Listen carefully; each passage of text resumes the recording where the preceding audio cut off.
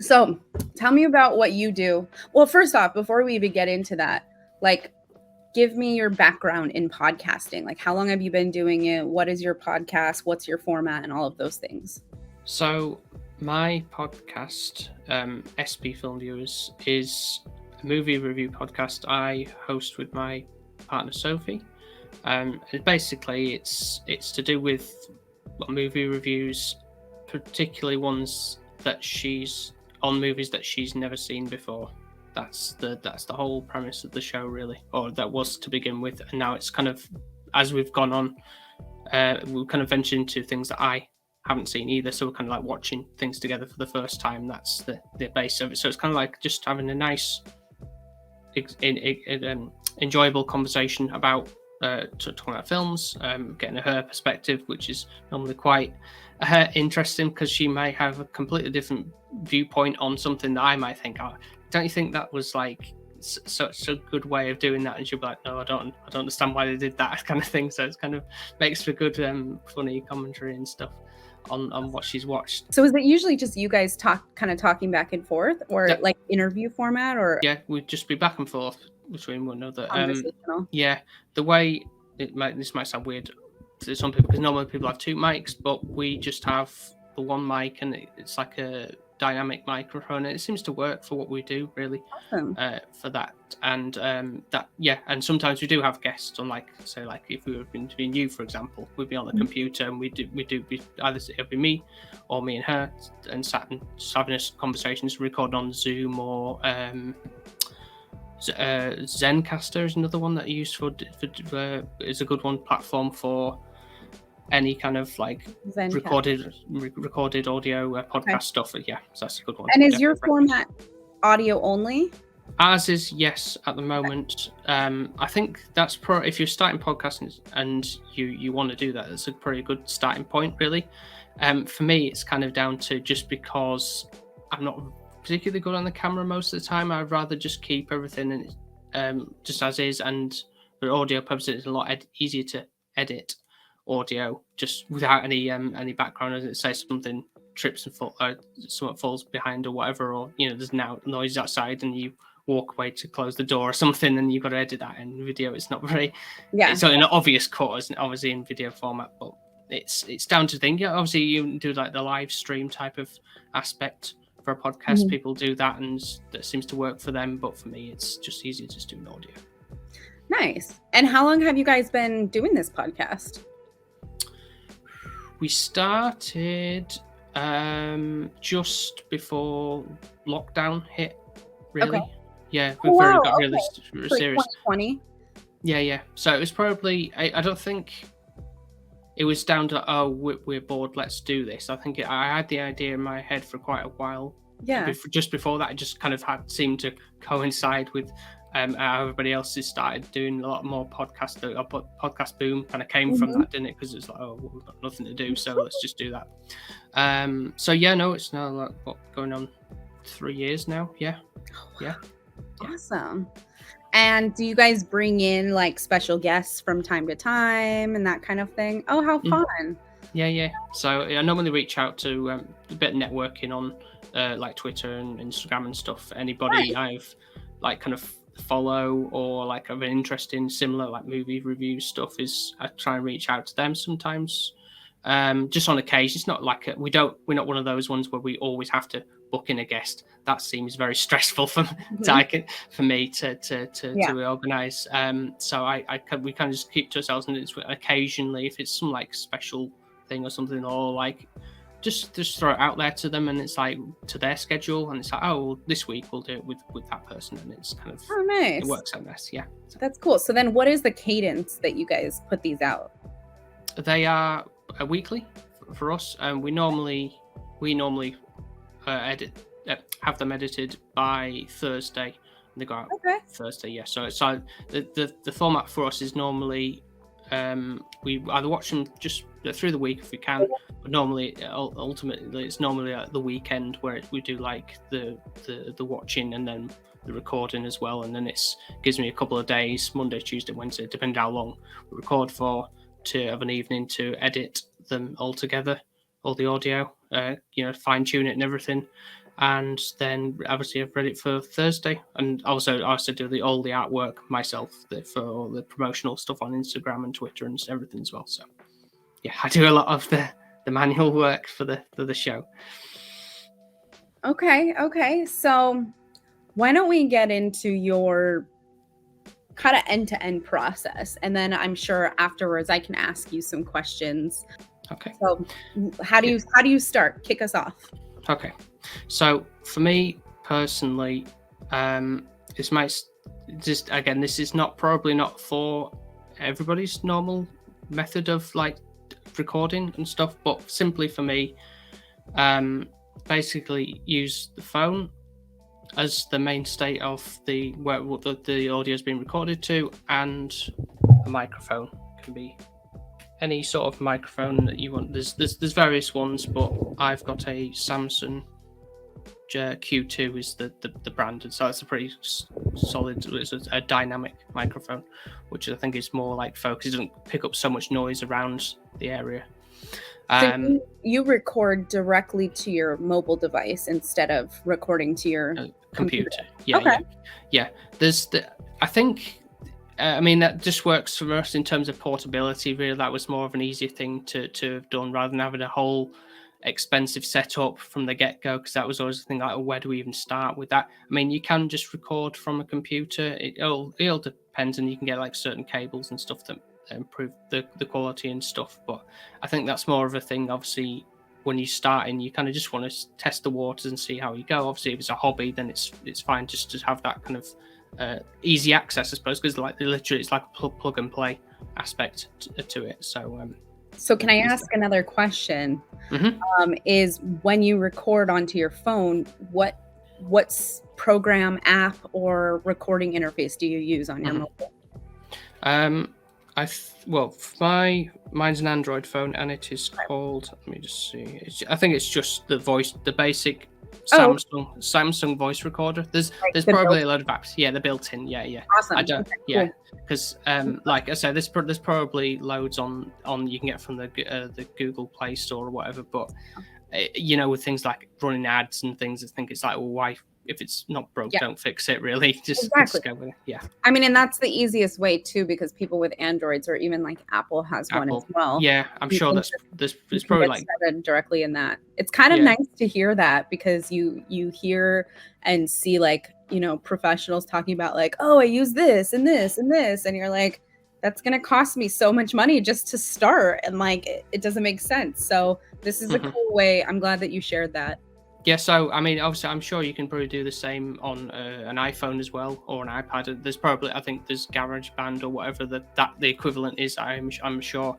But like you were saying before about equipment and stuff, like you see these, especially on YouTube videos, you like do some research, like what do I need to set up, and they're in this like nicely lit room, and they've got all this equalizer amplifier on the desk and like 50 million cables on a microphone with like the neon colors, maybe like a sign or a plant. No, totally. I completely know what you're talking about. No, you just use your phone. It's fine.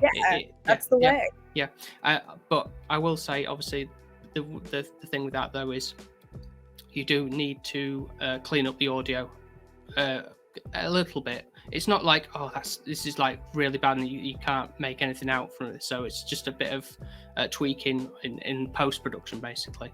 But I'm sure that's probably the case with any setup, really. I think there's always going to be a little background hiss from the microphones, whatever ones you have. I say I've only really used, I mean, I'll go way back when we really started. Initially, we didn't even have the microphone to begin with. We'd literally just recorded from the phone. So in the very early days, it might not have sounded amazing. I haven't really gone back and listened to those first episodes, but and also to the point of where we were living initially. It was on very close to a busy road with a lot of traffic. So even in the highest point in the attic where we recorded, it was always, sometimes you could hear like really loud sirens and stuff. It was just like not very good soundproofing. So just make it part of the episode. It's like a soundboard. Yeah. once you finish in your audio, like where do you take that audio to do some of that post-production editing, and what does that all entail? So basically, it would just be a case of getting the audio from the phone. I would normally just use either Bluetooth it or email it to myself or whatever means, just to get it onto the computer, really. And it would be in a format something like this. So transfer it to like desktop or wherever. But you can do it either two ways. I initially, and kind of still do, to be fair, import it into Audacity, which is like a free audio editing program. Everybody can access that. Audacity is a big one too. I've heard about Audacity for the last several years in many capacities, and I've never been like an official podcaster. So is Audacity just kind of like the open source? Yeah, absolutely. Tool that like a lot of people use. Yeah, I mean, I assume it's pretty popular.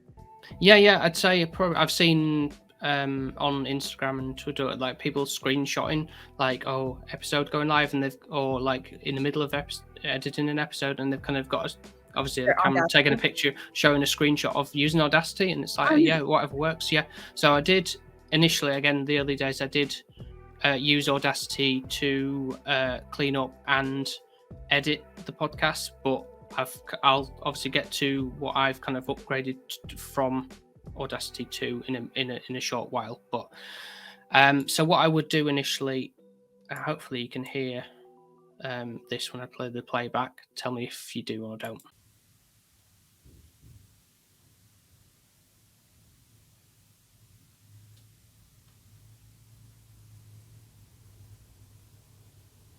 There is hissing there in that section that I've just highlighted there. So what I would do is go to the effect, so in the drop down menu, effect, and you click on noise reduction, and that gives you an option which just says step 1 here, is to get a noise profile which kind of samples any particular area that you want to recognize Audacity to filter out. So you really want to have a quiet section at the start of your recording. That's a lot of people, this is good practice that people do, is where before they start doing like getting into the episode recording or whatever they're doing, they do a little like 5 seconds just before like dead air. Yeah, that's it. So to equalize it when it comes to doing stuff like this. That's a great tip. I would have never known that. Thank you. Yeah, you're welcome. So you just click get noise profile, and that's detected that now. So then all you need to do then is Control A, which is like select all. I'm sure there's select all also up here on there. But Control A is selects all that audio that's sampled, that's been brought into Audacity there. Sorry, and then you go back to the noise reduction section from Effect drop down menu, and then now this is where you play around with the settings. Now I've got this set at a particular one I would normally do mine at, but I think it's obviously done at like the bass, like middle ground on all parts. But this is the setting that works best for me. Now obviously you won't be able to hear the difference on this, probably not, but it's, in fact, you probably won't even hear anything anyway on my side, because that's that I've got it at the level that works really well, when it's kind of cleans up entirely everything. From that, there's hardly any background noise now. So then once you do that, you click OK. Depends how long the audio is, the clip there that you've imported. It does really quickly. It could take quite a while. So when you hear film viewers return, the playback, Woo! Married. it's a lot cleaner. We're back. Basically, the audio is a lot cleaner than when it was initially without the hissing in the background. And that adjusts the entire, like you said, you select it all, so that adjusts the entire clip. That's right, yeah. Cool. So you can also do this in the main program I use, actually editing everything together, which is Adobe Audition, which is a bit more of a high tech. Obviously, if you've got the Adobe package anyway, it's a good thing to use. So I could do exactly the same type of thing with that if I just go with there. The reason I don't do it particularly is I think it's just like standard. I've kind of got used to force of habit, I suppose. We're doing it Audacity initially, then it's all I know. It's got that setting. I don't have to keep faffing around with the particular equalizer settings for each time. I mean, obviously, I haven't really experimented too much with this, but it's just kind of how I've known from old practices, I suppose. But you could do exactly the same type of thing with this, where you'd go to let me find it. It is filter, noise reduction. So a similar thing like effects, noise reduction, pro. So I think it's this one. Yeah. So it'd be that option, the capture noise print, and then you'd similarly do the same thing where you do Control A, and then you would go down to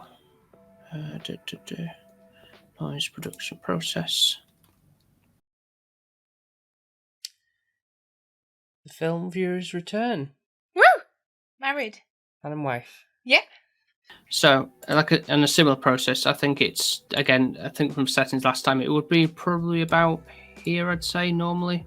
But it detects a lot of the hissing sounds as before. But again, it's kind of like a more intuitive way of actually seeing the balance based on, like, you can see there probably, like, it'll adjust it to how best you see fit it and how much distortion is applied to the actual audio and after the fact. But that's the basic, and then you just click apply the similar way, and then it will do exactly what Audacity does. But I think it's just more of a high end representation of how to do it. But but personally for me, I just take the initial audio into Audacity, do it that way. That's always the same setting. I think it remembers. Close that down, and I will open up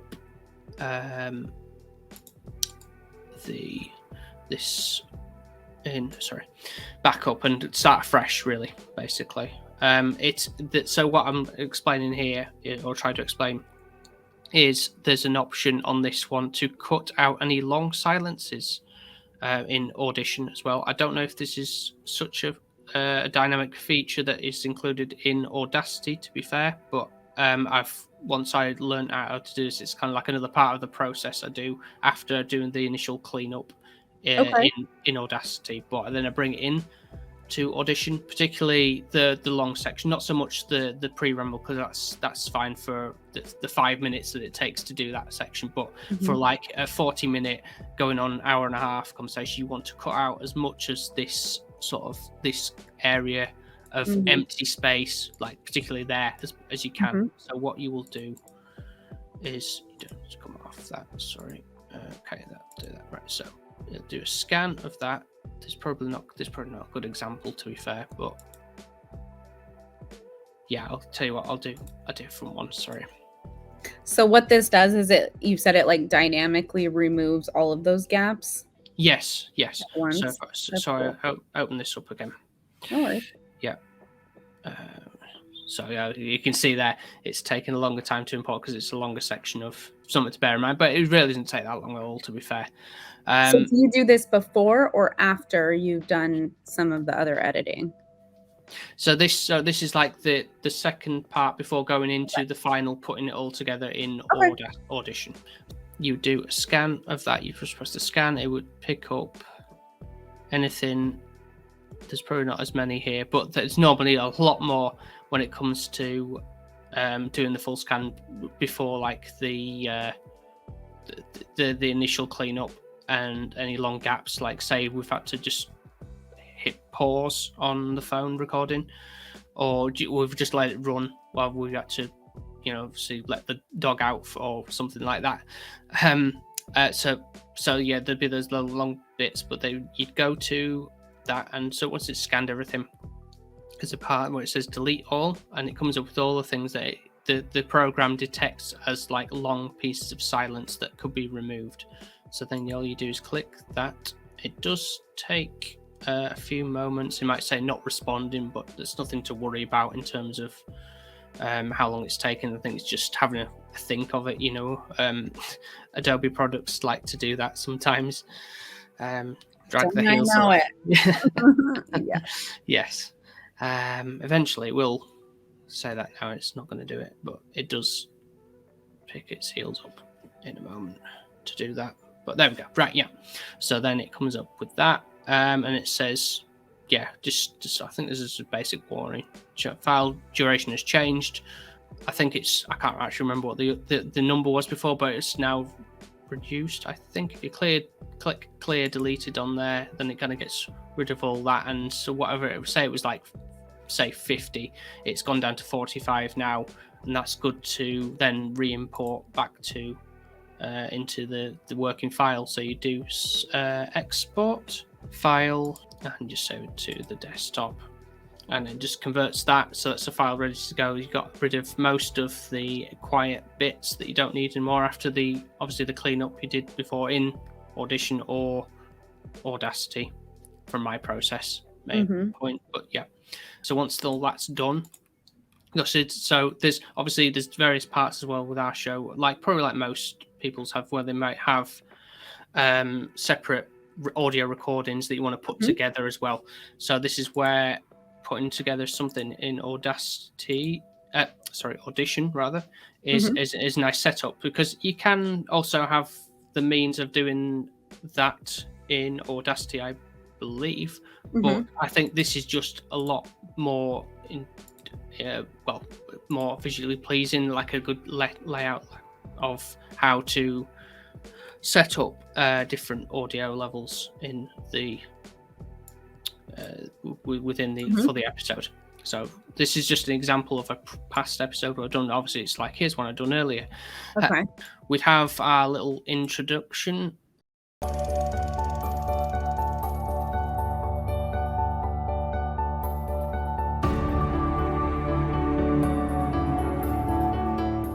Hi, I'm Sophie, and I haven't seen a lot of films. Hi, I'm Paul, and I'm here to help with that. The intro music or whatever. Okay. Which I've put together through Audition. I believe that was the means of me putting that together. So it's like some royalty-free music, just from a site or whatever, so I didn't have to pay for to use that, and obviously credit the user for that, and then merged it with just some audio that we'd had recorded of me and Sophie talking. That goes into the introduction, and then so is that the same introduction that you use for like every episode? Yeah, you know, like hi, I'm da-da-da, and So and I think that's probably, I mean, I can't speak for certain, but I think that would probably be best practice for like recurring weekly podcast episodes, to have something like that's like a canned introduction that you can just put at the beginning of every episode. Yeah, exactly. Yeah. Cool. So that was something that came a bit later on. Once I think we've got ourselves a bit more established. To be fair, I believe it was. We might have done like a, hi, I'm Sophie, I'm Paul, we're SP for Peel viewers, but there was no music. It was kind of just doing that candid, just going straight into it, and then going, and this week we're talking about such and such. No fancy fandangled like music or anything like that. Because especially as the way we kind of ventured into the format, which was like developing the show, which was kind of like having this section that was kind of before we watched the film. In our case anyway. It all varies on obviously what the content of the podcaster is producing, but we'd do a whole thing where we'd record like, the film we're going to be talking about today is this, and do you have any knowledge of the director or this actor that's in it, or like what are your expectations? That's the basis behind it that we do for that. So it's kind of like a fun element to how that comes into to play. So that's a quick question. That's like that's sort of a script framework that you use with every episode. Right after that, obviously, like what you guys are talking about is different on an episode by episode basis, but you still use the like same, like, you know, what's the director, who's in it, and like that sort of framework to sort of get the conversation going. To some extent. sometimes it's not always that like really in depth, like he's Yeah. like a history lesson or anything, but Okay. but it's more of a it's like it's all I can always guarantee you it's going to be the case of what the film is, and most certainly like a little blurb on what the film is about, and then anything else is kind of just fair game as to what I speak about in terms of like getting the conversation flowing with that really. And that kind of leads into like a part where I'd say like we'll be right back in a moment, and obviously for the listener it's like momentarily, like 30 seconds or something, and then it would go into again some, like in this case it would be, this wasn't always the case as I say with this new format that we've got, but it would be going to some music that would play out, again some other like free music that sampled from somewhere, and then this also does like a case where it would do a little talking aspect of like a movie clip sample from the film. I also try and source out, obviously to avoid any copyright issues as such, anything to do that hasn't got any audio in the background, that is any music that is, obviously it has to be talking, but like a quiet moment from the film, obviously sometimes like a monologue or back and forth conversation where there's no music playing. That's a key important as I see, just to cover my back really, in case so the copyright police come. Have you guys had any issues with copyright? Because I know like for YouTubers and even YouTube podcasters, like that is always a concern. People's videos get taken down or the audio gets removed and that kind of thing. So you guys haven't experienced any of that with your podcast yet, hopefully, right? Touch wood, yeah. There's been no issues, but I say like obviously I'm keeping like royalty-free music is for stuff like that is fine. But last year, this is when I started this new format really, and obviously initially the idea was to use everything from like just a trailer from YouTube, ripped from YouTube basically, of a particular movie, but I thought. No, I don't want to run the risk, even if it was just like 30 seconds or 10 seconds of audio. I didn't want to run the risk of having copyright strikes on the platform. So I thought keep it safe and just source out to some, I say, dialogue where it's still relevant to the film, or it can be like a intense scene or anything like that, but just obviously recognizable to people so they get an idea of what the film is about before they may not even seen it, or like they're intrigued by it, or they go, oh yeah, I remember that bit from the film, just to kind of get things going with it. But, that's another good practice tip. We're gonna put like an alert somewhere on here for every time we have a best practice that comes up, because that's another one, is just curating and vetting like that content that you're adding in that could potentially be copyright. It's sometimes a bit challenging to find something that's relevant, but it's also kind of fun to go like, oh, like what bit is going to like be part of our show in a sense, like what scene from the movie is going to be incorporated. It's going to, especially if it sticks with me particularly, because I'm editing it, so it's kind of making sure obviously it flows with the music that kind of goes with that.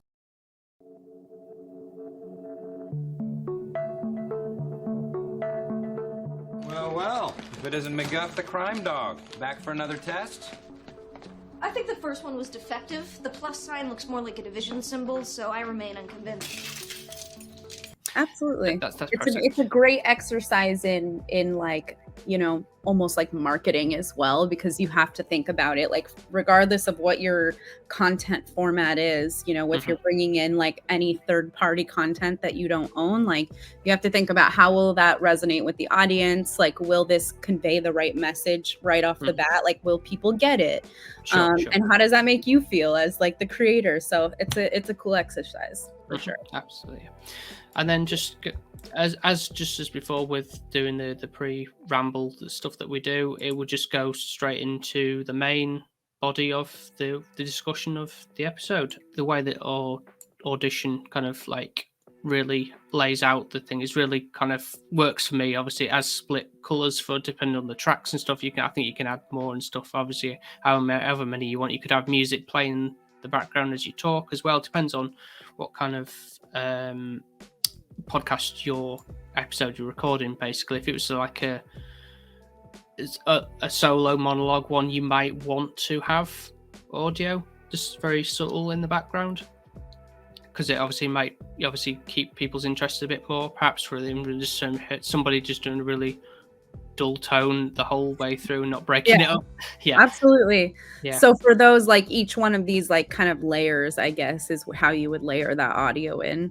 Sure. Each So of these stacks. yeah. Okay. So I say, like, we just record on one track. That Mhm. if you have multiple guests or if you have a co-host who they're obviously doing it remotely and you're putting it all together, they might be on a separate track so that it's kind of not overlapping. Or, well, it can overlap, but obviously in a way that kind of works, so they could be like laughing over the top of that, and you can move it around however you see fit, really, because it's you wield your oyster in terms of like how you want to layer things up in the episode. So, but for ours, obviously, if it's we talk over each other, that's a kind of a problem. But it rarely happens, and it kind of that's just part of the course, really, because I think it can still, the way the conversation flows, I suppose that you can't do much about that, really, in terms, even if you have got multiple tracks and it just doesn't marry up, but you just take it as it comes. But in terms of obviously separating anything where it's like really quiet, what you would do, obviously, if there's another part you wanted to cut out an or something in this, obviously this is all kind of edited, but just for example's sake, say that's an there around this part. So what you would do is you would hit the splice tool. If I raise it, it's probably that, but I do Control K on the keyboard, and then you can move that down, and then you can also drag that quiet a bit down, so you don't have to do that. And again, it's just for adding sort of like moving the audio up to, depending on pacing and stuff, you want a longer pause for effect, you could do that, and then it would drag that out a little bit more. So it's moving stuff around. It's just basic editing skills, really. How much time and effort do you put into like fine tune editing, like removing the ums, the ahs, the like, awkward pauses, or like talking over each other? Like, for you and your process, do you spend a ton of time there, or do you just like give it, a handful of like? Yeah. How long's a piece of string?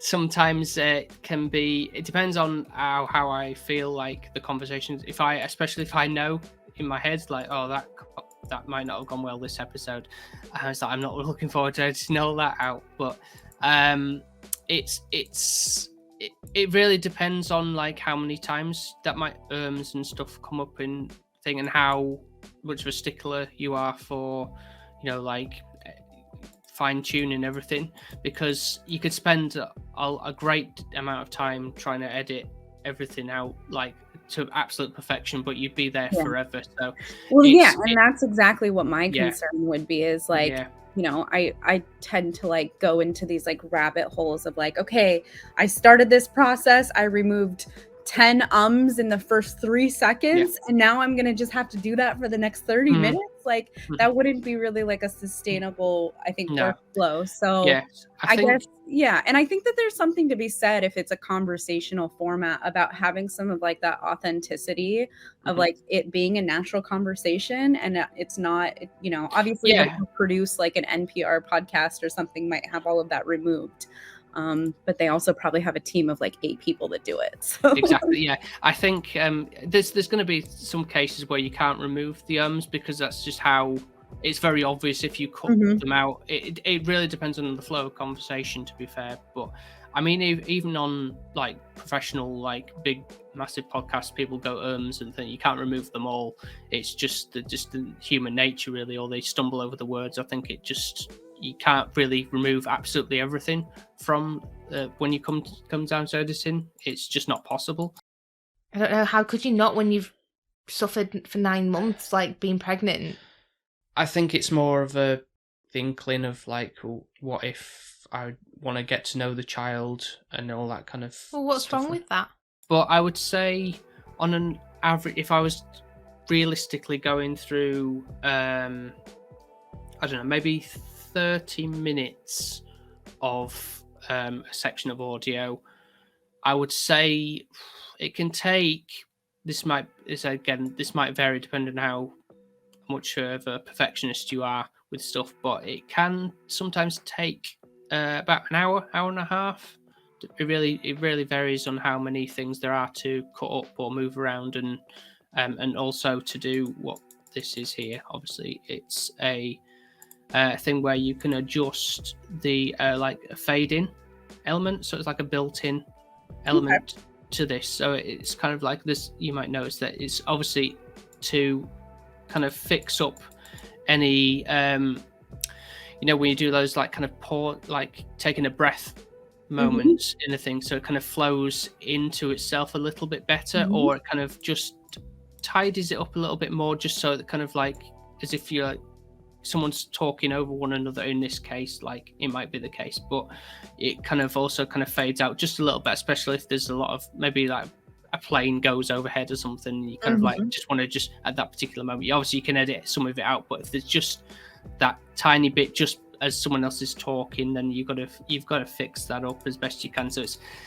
it's not perfect, but it's kind of like a means of just fading out sort of naturally, in quotation marks, and just an overall tidy up of that. But that's the long end of the process of that. And then again, just like before with an intro, there's some end music that we've just got that plays out as we say, like speak to you next time or whatever, and then that's kind of just a fade out, and that's that. But once the episode is all ready to go, gets exported, so once you do that, you've got the option, obviously on this one particularly, is the multi-track mix down, because it detects there's loads of different layers going on there.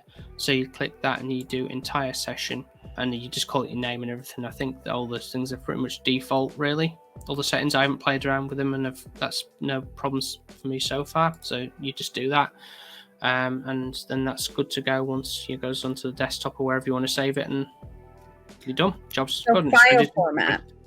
Yeah. I want to talk about file. Yes, format absolutely. Yeah, is good that point. MP3? Yes, MP. Yes, Okay. Sorry, that is a good point to bring up, because I initially thought, MP4 is the way to go. Thinking, you want the highest quality possible, but most audio hosting services just can't handle the bandwidth. So MP3 as a format is perfectly fine to use when you're uploading to whatever hosting sites that you're doing. Is the best way to rather than trying to I've got to have like what's it, Tidal? Is Tidal was it the stream service where like Jay-Z and Tidal? Yes. Yeah. You don't need, not to that extent. No, not for, especially not for an hour and a half, 2-hour episodes or whatever. You really need all the squeeze enough data in, and MP3 works just fine. Okay, so you have your file, you got your MP3, you've exported it from Audition. That's, for all intents and purposes, that is the final file. So what do you do with it then? Like, how do you get it out into the world so that people can listen to it? Part of the course is obviously like, what site am I going to use to host my podcast from? Right. There's various different ones that you can use. I personally use Podbean for mine, which is a paid service. There's obviously free options. There's a free option with Podbean, in fact, but I think you're kind of limited on what you can use. Like most things, you get what you pay for, really.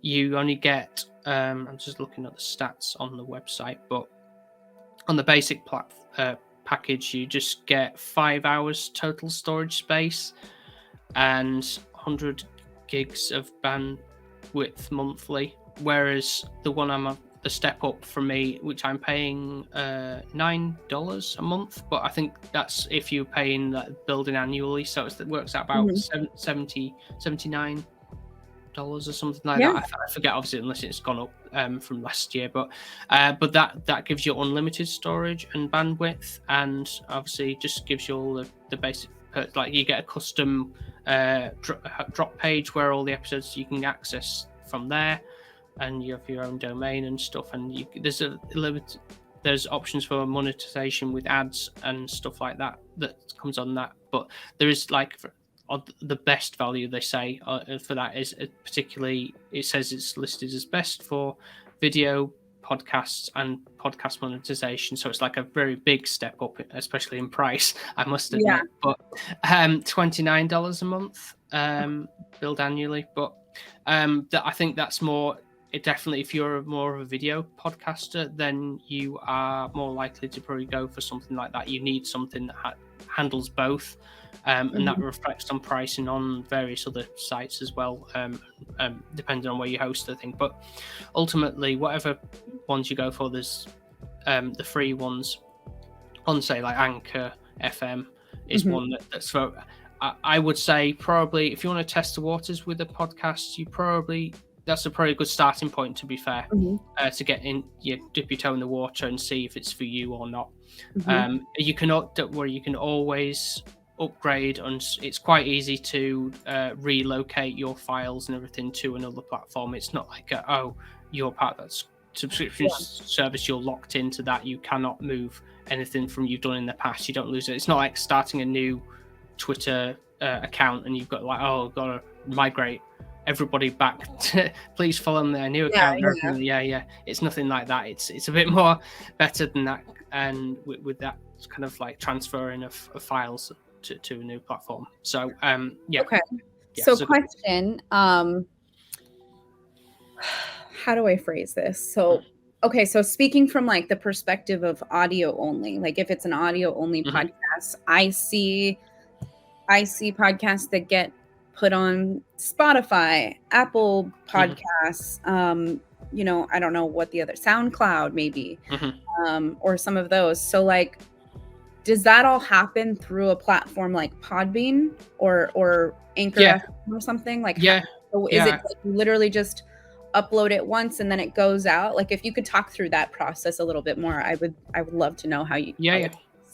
Yeah, so I'm just gonna log into mine in a sec. I won't show the screen, obviously. I don't want to give too much away there, but I think I just want to see the layout on what I've got for mine. But I think obviously when you initially set up, there's probably a lot more in terms of what's going on in terms of the initial setup of like where's this going to and stuff. But ultimately there's a what's called an RSS feed, which is where it kind of allows your podcast to go to the big players on the podcast network, which is obviously Apple Podcasts and Spotify and stuff like that. And I think it's more or less a case of, if I remember correctly, like there's podcasters for Spotify is like a separate thing when you obviously go on the web page, and I think there's that to go through that process. And all you do is you provide that service provider with your RSS feed in a link. They'll like make sure it's you type of thing, like security questions or something along those lines. And then normally like almost instantaneously or within an hour or so, you get an email back saying, yep, it's all set, you're ready to go on that platform. And so any new episodes go directly from your feed when you launch them through your podcast platform, your main one, which in my case is Podbean. Once those episodes get launched, it'll take I personally, for me, I found Apple Podcasts to be a bit slower in terms of rolling out the episodes in sync with the launch from Podbean, but Spotify is normally very, very quick. In which is kind of annoying. Obviously, like once, particularly, obviously, I'm wanting to share everything on like social media platforms like Instagram or Twitter, and it's like, obviously, not everybody uses Spotify, so it's like I want to have both links ready and waiting. So for me, the trick I've done to make sure that I'm ready to go for the next day, I would, if everything's all accounted for with the edited episodes all ready to go with the artwork and stuff, I would go on my Podbean page and get the episode ready and like schedule it to like upload while I'm asleep during the night. So so for the morning, let's say like, I don't know, 6 a.m. whatever. So once I've wake up at 7:30 a.m. I'll know that by that time Apple Podcasts have sorted themselves out and everything's all ready to go. So then obviously once I get up or whatever, or in any time between then or any sooner, then I can go, right, everybody, you've got the links to both those platforms. And then eventually on the smaller ones, there's like, I think probably Google Podcasts or Stitcher is another one I think I've got set up through various links. But so those are the main two ones I kind of focus on particularly, because that's the moment what people use. But people with use Apple Podcast, did you have to go through a similar process with Spotify where you submit the RSS feed for approval?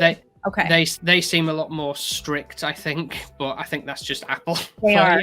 Yeah, it's the same way with their apps and the apps or anything that you want to host with Apple. They're always, But it is what it is. We play their game.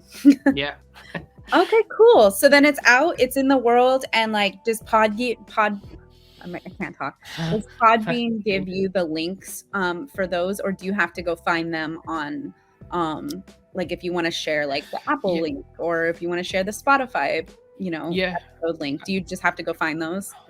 I think I know for a fact that some of the it can give you direct links from Podbean to Twitter, but I think it's one of those truanced ones, if that makes sense. Like it's like when you might do it from Instagram to Twitter and it says like, I've just uploaded a new picture. It's like, no, I want you to see the actual picture, not just having to click on it because they don't know what that is. So I do it kind of manually. In a sense, like I say, like wait for the feed to be there. I systematically go onto the computer and find the link directly and post it directly onto my Twitter post or my Instagram post or whatever. But I also for convenience sake, really, on Instagram, you go the little bio at the top. There's a good practice, especially if you want to have I don't know if you might already have this, Taylor, to be honest, but a thing called Linktree, which has all the different links to like different social media aspects like Instagram, Twitter, and obviously for me it's for the podcast, it's all the things on Apple Podcasts. You get all access to all the episodes I've ever done on there, and the same for Spotify, and then anything else like the Patreon or whatever, that kind of stuff. So that's good practice as well to do. So if you want to direct someone directly to absolutely everything, you just go, here's a link to my Linktree page, and then you just access everything from there. Nice. All right. Well, I'm on your Spotify right now, and I just followed you. So great. We'll have to link that one up. But where do you find that you get the most listeners?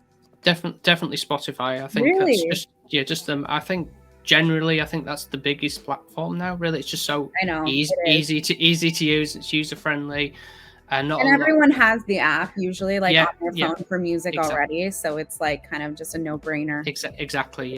Yeah. Cool. This has been so informative. Like I literally had no idea. Like, I'm not even kidding you when I say, like, how do people get shit onto Spotify or onto Apple Podcasts? Like, I thought there was like some like official process that took like weeks or months. I don't know. I just thought it was like magic that happened and people just figured it out. But it's not as complicated as it sounds, which is, for the sauce, we really want to, right now we do those recordings on Twitter Spaces, and we want to try to put those into, a platform like maybe Podbean or Anchor. I don't know. We'll have to figure it out. But like, maybe that's something that you can help me with. And yeah, absolutely. Yeah. We can tackle it. And maybe we could even record some of that. Like, okay, we're setting up Podbean for the first time for the sauce or something. Like, here's what we're doing. So yeah, sounds good. Sounds good. Cool. Yeah. But literally at this point, anybody could do a podcast if they wanted to. Really, it's really that simple and straightforward. As I say, I've proven you can have the best equipment ever, the best microphones, the best headsets, best amps, amplifier in between thing. But like say, do it on your phone.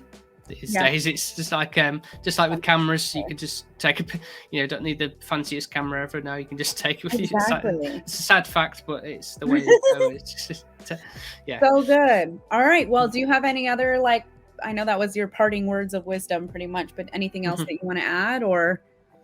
No, I think you've covered covered, everything mostly. But if there's any follow-up questions in the future, we can touch upon if you think of, oh, I forgot to say that or whatever. But yeah, I think that's kind of good to actually kind of remind myself what the process is really, because I kind of just do it by autopilot now, and kind of like it's you don't always think, like when you're just going through, it's like, oh yeah, how did I do that, and oh yeah, I forgot that step or whatever kind of thing, like that's Yeah. all these I know, things, but me yeah. hearing it for the first time, I'm like taking notes, like writing it all down. But I know for you probably, again, like just do your autopilot thing, go through the steps, and then it's done.